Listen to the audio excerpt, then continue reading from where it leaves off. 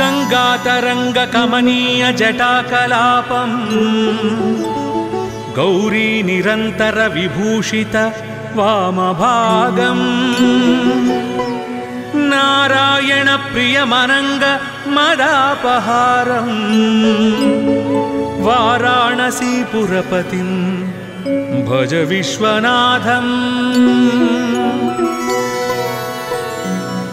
वाचामगोचरमनेक गुणस्वरूपं वागीश विष्णुसुरसेवित पादपीठं वामेन विग्रहवरेण कळत्रवन्तं वाराणसीपुरपतिं भज विश्वनाथम् भूताधिपं भुजगभूषण भूषितांगं व्याघ्राजिनांबरधरं जटिलं त्रिनेत्रं पाशांकुशाभयवरप्रद शूलपाणिं वाराणसीपुरपतिं भज विश्वनाथम् सीतांशुशोभित किरीट विराजमानं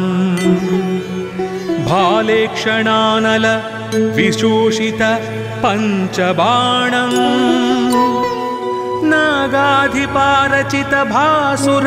कर्णपूरं वाराणसीपुरपतिं भज विश्वनाथम् पंचाननं दुरितमत्तमतंगजानां नागान्तकं दनुजपुङ्गवपन्नगानां दावानलं मरणशोकजराटवीनां वाराणसीपुरपतिं भज विश्वनाथम् तेजोमयं सगुण निर्गुणमद्वितीयं आनन्दकन्दमपराजितमप्रमेयं नागात्मकं सकल निष्कळमात्मरूपं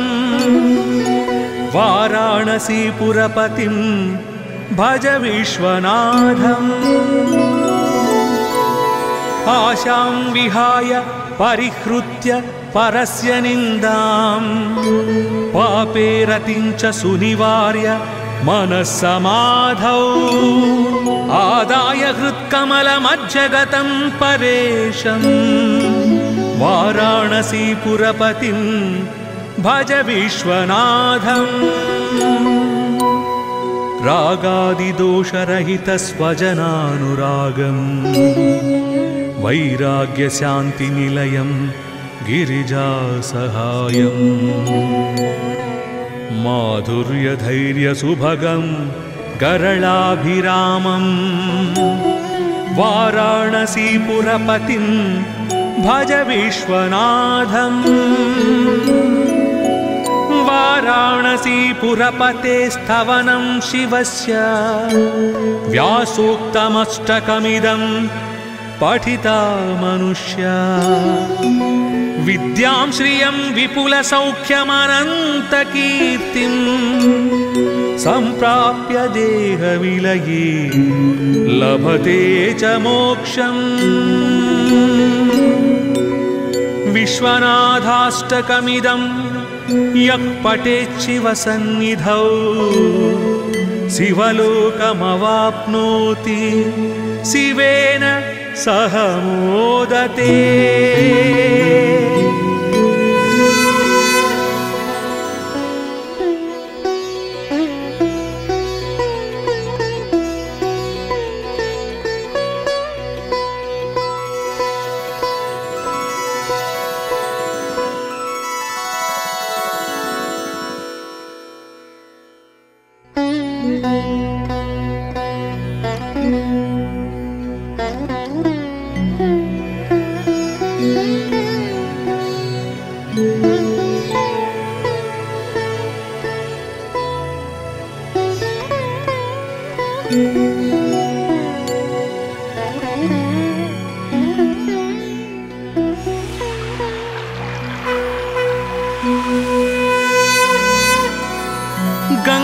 तरङ्गकमनीय जटाकलापम्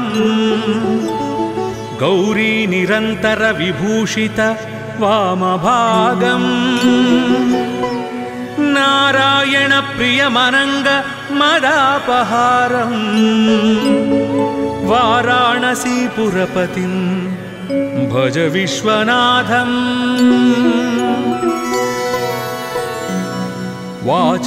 वाचामगोचरमनेक गुणस्वरूपम् वागीश विष्णुसुरसेवित पादपीठम् वामेन विग्रहवरेण कळत्रवन्तम् वाराणसीपुरपतिं भज विश्वनाथम्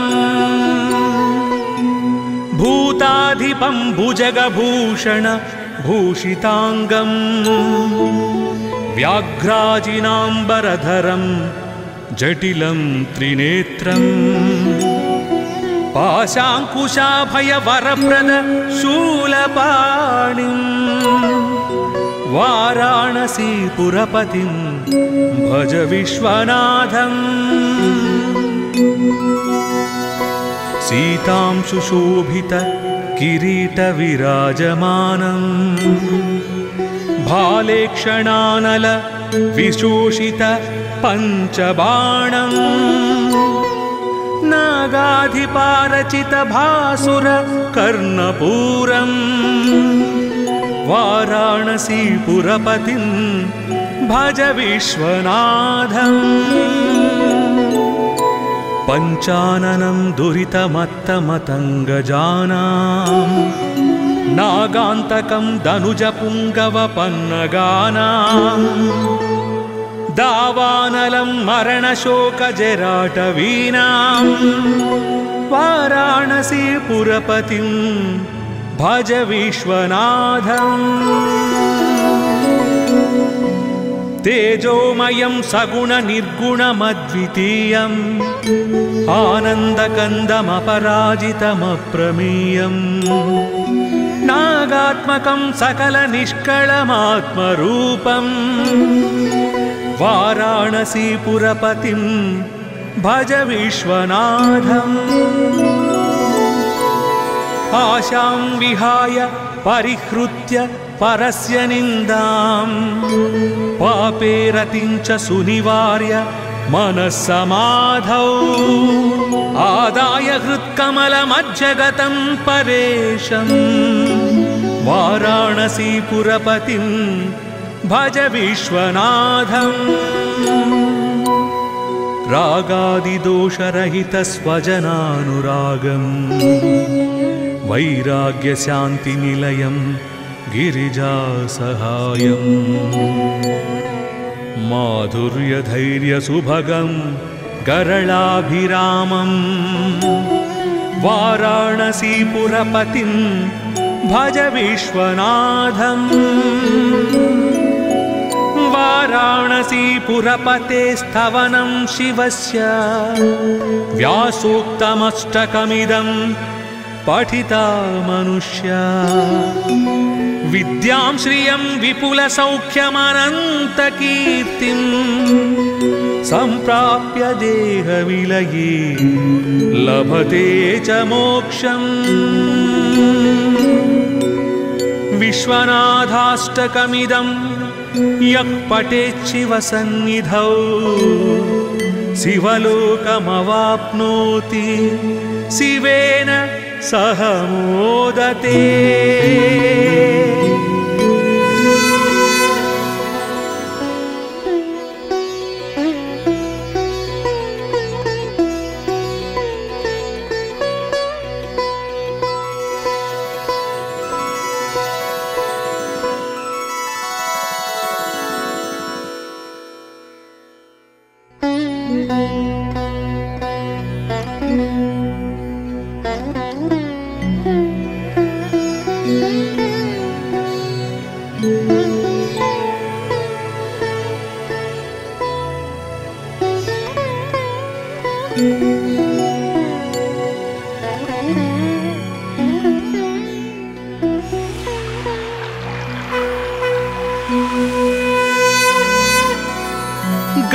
मातरङ्गकमनीय जटाकलापम्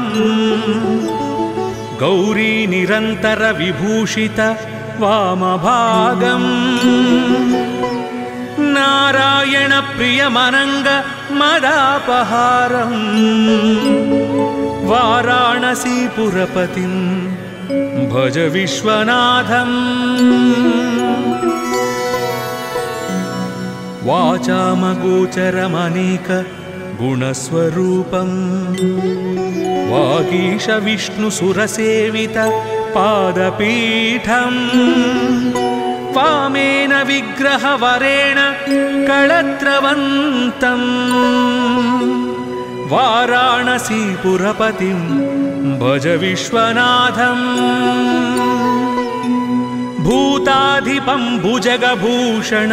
भूषिताङ्गम् व्याघ्राजिनाम्बरधरं जटिलं त्रिनेत्रम् पाशाङ्कुशाभयवरप्रद शूलपाणिम् वाराणसीपुरपतिं भज विश्वनाथम् सीतांशुशोभित किरीटविराजमानम् भालेक्षणानल विशोषित पञ्चबाणम् नागाधिपारचित भासुर कर्णपूरम् वाराणसीपुरपतिं भज विश्वनाथम् पञ्चाननं दुरितमत्तमतङ्गजानां नागान्तकं दनुजपुङ्गवपन्नगानां दावानलं मरणशोकजराटवीनां वाराणसीपुरपतिं भज विश्वनाथम् तेजोमयं सगुणनिर्गुणमद्वितीयम् आनन्दकन्दमपराजितमप्रमेयम् नागात्मकं सकलनिष्कळमात्मरूपम् वाराणसीपुरपतिं भज विश्वनाथम् आशां विहाय परिहृत्य परस्य निन्दां पापे रतिं च सुनिवार्य मनस्समाधौ आदाय हृत्कमलमज्जगतं परेशं वाराणसीपुरपतिं भज विश्वनाथम् रागादिदोषरहितस्वजनानुरागम् वैराग्यशान्तिनिलयं गिरिजासहायम् माधुर्यधैर्यसुभगं गरलाभिरामं वाराणसीपुरपतिं भज विश्वनाथम् वाराणसीपुरपते स्तवनं शिवस्य व्यासोक्तमष्टकमिदं पठिता मनुष्या विद्यां श्रियं विपुलसौख्यमनन्तकीर्तिं सम्प्राप्य देहविलये लभते च मोक्षम् विश्वनाथाष्टकमिदं यः पठेच्छिवसन्निधौ शिवलोकमवाप्नोति शिवेन सह मोदते।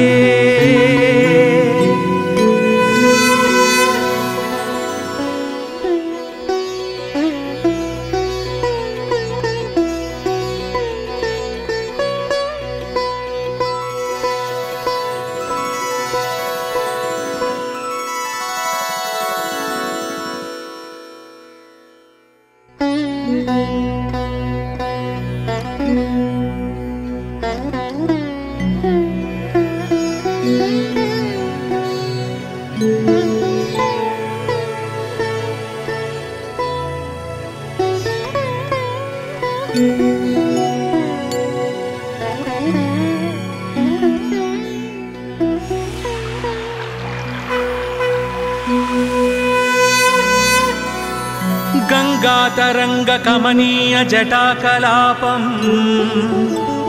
गौरी निरन्तर विभूषित वामभागम् नारायण प्रियमनङ्ग मदापहारम् वाराणसीपुरपतिं भज विश्वनाथम् वाचामगोचरमनेक गुणस्वरूपम् वागीश विष्णुसुरसेवित पादपीठम् वामेन विग्रहवरेण कळत्रवन्तम् वाराणसीपुरपतिं भज विश्वनाथम् भूताधिपं भुजगभूषण भूषिताङ्गम् व्याघ्राजिनाम्बरधरं जटिलं त्रिनेत्रम् पाशाङ्कुशाभयवरप्रद शूलपाणिम् वाराणसीपुरपतिं भज विश्वनाथम् सीतां सुशोभित किरीटविराजमानम् भालेक्षणानल विशोषित पञ्चबाणम् नागाधिपारचित भासुर कर्णपूरम् वाराणसीपुरपतिं भज विश्वनाथम् पञ्चाननं दुरितमत्तमतङ्गजानां नागान्तकं दनुजपुङ्गवपन्नगानां दावानलं मरणशोकजराटवीनां वाराणसीपुरपतिं भज विश्वनाथम् तेजोमयं सगुणनिर्गुणमद्वितीयम् आनन्दकन्दमपराजितमप्रमेयम् नागात्मकं सकलनिष्कळमात्मरूपम् वाराणसीपुरपतिं भज विश्वनाथम् आशां विहाय परिहृत्य परस्य निन्दां पापे रतिं च सुनिवार्य मनस्समाधौ आदाय हृत्कमलमज्जगतं परेशम् वाराणसीपुरपतिं भज विश्वनाथम् रागादिदोषरहितस्वजनानुरागम् वैराग्यशान्तिनिलयं गिरिजासहायम् माधुर्यधैर्यसुभगं गरलाभिरामम् वाराणसीपुरपतिं भज विश्वनाथम् वाराणसीपुरपते स्तवनं शिवस्य व्यासोक्तमष्टकमिदं पठिता मनुष्या विद्यां श्रियं विपुलसौख्यमनन्तकीर्तिं सम्प्राप्य देहविलये लभते च मोक्षम् विश्वनाथाष्टकमिदं यः पठेत् शिवसन्निधौ शिवलोकमवाप्नोति शिवेन सह मोदते।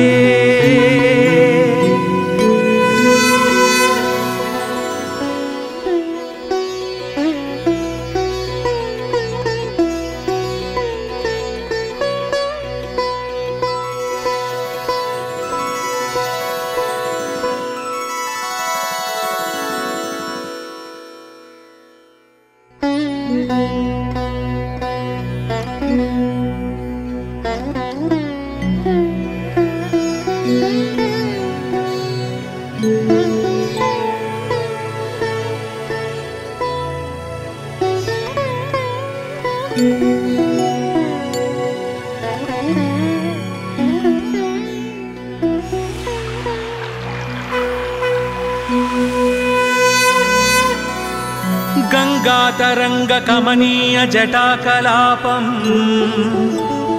गौरी निरन्तर विभूषित वामभागम्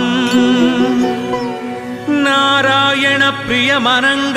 मदापहारम् वाराणसीपुरपतिं भज विश्वनाथम्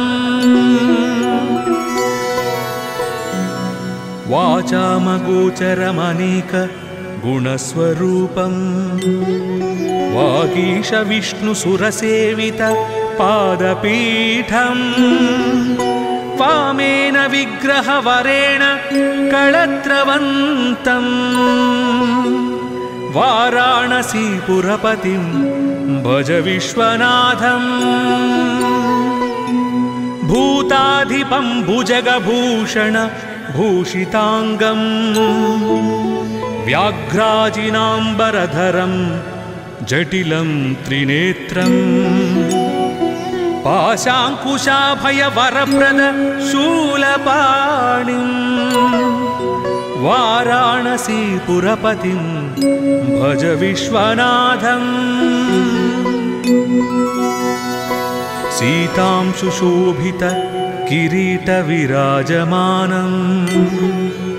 भालेक्षणानल विशोषित पञ्चबाणम् नागाधिपारचित भासुर कर्णपूरम् वाराणसीपुरपतिं भज विश्वनाथम् पञ्चाननं दुरितमत्तमतङ्गजानां नागान्तकं दनुजपुङ्गवपन्नगानां दावानलं मरणशोकजराटवीनां वाराणसीपुरपतिं भज विश्वनाथम् तेजोमयं सगुणनिर्गुणमद्वितीयम् आनन्दकन्दमपराजितमप्रमेयम् नागात्मकं सकलनिष्कळमात्मरूपम् वाराणसीपुरपतिं भज विश्वनाथम् आशां विहाय परिहृत्य परस्य निन्दां पापे रतिं च सुनिवार्य मनस्समाधौ आदाय हृत्कमलमज्जगतं परेशं वाराणसीपुरपतिं भज विश्वनाथम् रागादिदोषरहितस्वजनानुरागम् वैराग्यशान्तिनिलयं गिरिजासहायम् माधुर्यधैर्यसुभगं गरलाभिरामं वाराणसीपुरपतिं भज विश्वनाथम् वाराणसीपुरपते स्तवनं शिवस्य व्यासोक्तमष्टकमिदं पठिता मनुष्या विद्यां श्रियं विपुलसौख्यमनन्तकीर्तिं सम्प्राप्य देहविलये लभते च मोक्षम् विश्वनाथाष्टकमिदं यः पठेच्छिवसन्निधौ शिवलोकमवाप्नोति शिवेन सह मोदते।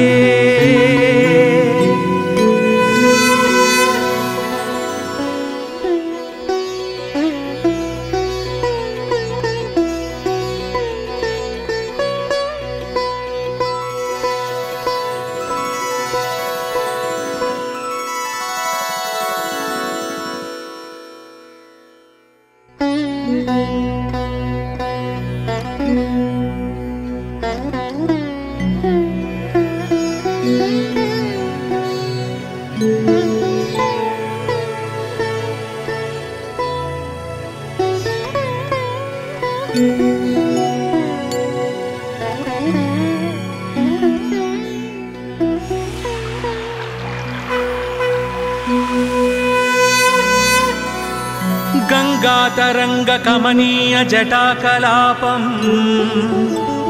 गौरी निरन्तर विभूषित वामभागम् नारायण प्रियमनङ्ग मदापहारम् वाराणसीपुरपतिं भज विश्वनाथम् वाचामगोचरमनेक गुणस्वरूपम् वागीश विष्णुसुरसेवित पादपीठम् वामेन विग्रहवरेण कळत्रवन्तम् वाराणसीपुरपतिं भज विश्वनाथम् भूताधिपं भुजगभूषण भूषिताङ्गम् व्याघ्राजिनाम्बरधरं जटिलं त्रिनेत्रम् पाशाङ्कुशाभयवरप्रद शूलपाणिम् वाराणसीपुरपतिं भज विश्वनाथम् सीतांशुशोभित किरीटविराजमानम् भालेक्षणानल विशोषित पञ्चबाणम् नागाधिपारचित भासुर कर्णपूरम् वाराणसीपुरपतिं भज विश्वनाथम् पञ्चाननं दुरितमत्तमतङ्गजानां नागान्तकं दनुजपुङ्गवपन्नगानां दावानलं मरणशोकजराटवीनां वाराणसीपुरपतिं भज विश्वनाथम् तेजोमयं सगुणनिर्गुणमद्वितीयम् आनन्दकन्दमपराजितमप्रमेयम् नागात्मकं सकलनिष्कळमात्मरूपम् वाराणसीपुरपतिं भज विश्वनाथम् आशां विहाय परिहृत्य परस्य निन्दां पापे रतिं च सुनिवार्य मनस्समाधौ आदाय हृत्कमलमज्जगतं परेशं वाराणसीपुरपतिं भज विश्वनाथम् रागादिदोषरहितस्वजनानुरागम् वैराग्यशान्तिनिलयं गिरिजासहायम् माधुर्यधैर्यसुभगं गरलाभिरामं वाराणसीपुरपतिं भज विश्वनाथम् वाराणसीपुरपते स्तवनं शिवस्य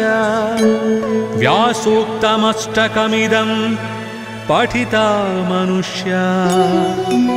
विद्यां श्रियं विपुलसौख्यमनन्तकीर्तिं सम्प्राप्य देहविलये लभते च मोक्षम्